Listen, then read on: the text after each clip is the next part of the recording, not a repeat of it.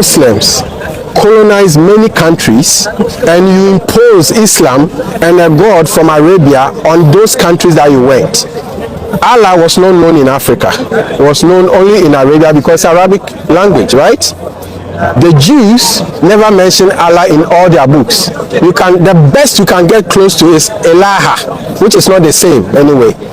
So the name Allah is not known by any of the previous prophets.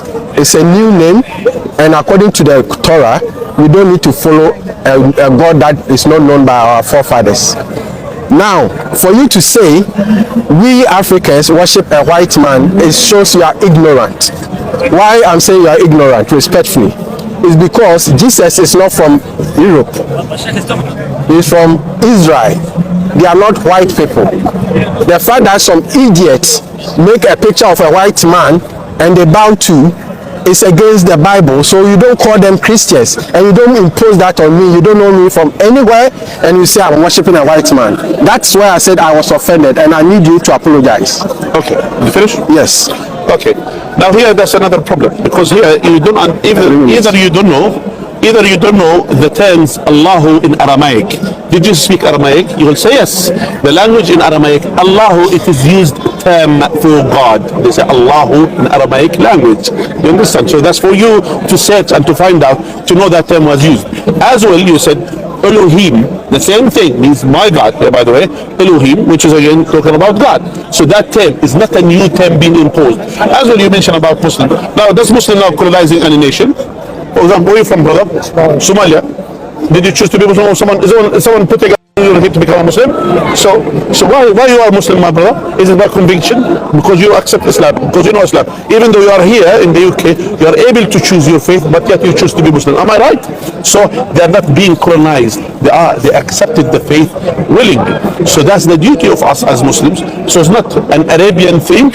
Islam accommodates everyone. When you go to the mosques, we don't have mosques for black and mosques for white. We have mosques for everyone. Everyone, black, white, Chinese, all of us, we stand in one row. You know who's the imam? Is the one who knows mostly the Quran. And most of the imams in the UK, do you know where they are from?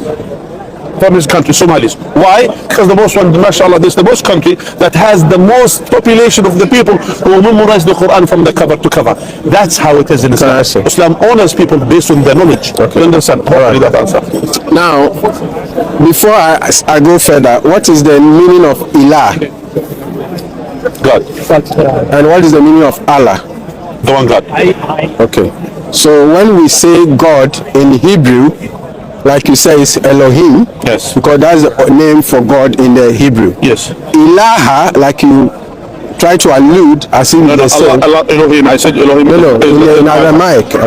Ilaha. Okay. That one is not Allah. It's not the same. But I get what you're saying. Ilah, in English, like God. In Arabic is Ilah. But the name Allah is not just God. It's the name of the God you serve. No, because hold on, every God has a name. Where God is nothing, it's generic. If you say that God, you said nothing.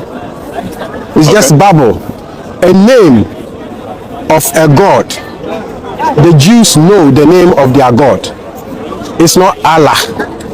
The name in the Old Testament is written in caps, Lord, capitals. But in the Hebrew language, there's no capital. No, the Lord capitals shows the name. No, I'm saying in the translation, I'm sorry, you are right. In the translation, they put caps, in Lord in caps. If you go to the actual word is Yod He Vav He, is the letters. That is the name of the God they serve. So the word Elohim is generic. If you say the God, it doesn't even make sense. Okay, I worship the God. It can be a God of a tree, a God of a sea, the God of... It doesn't make sense. So Ilah and Allah in itself is a contradiction. Unless you say it is a proper name for your God. That's why I'm saying the Jews never knew any God known as Allah. Now the question is to you. Did Jesus knew the name? Which name? The name of God? Yes. Okay.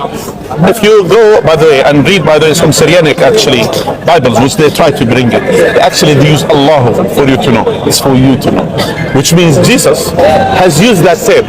That Aramaic name, which Jesus didn't speak your language, Jesus speaks or he spoke Aramaic and he spoke Hebrew.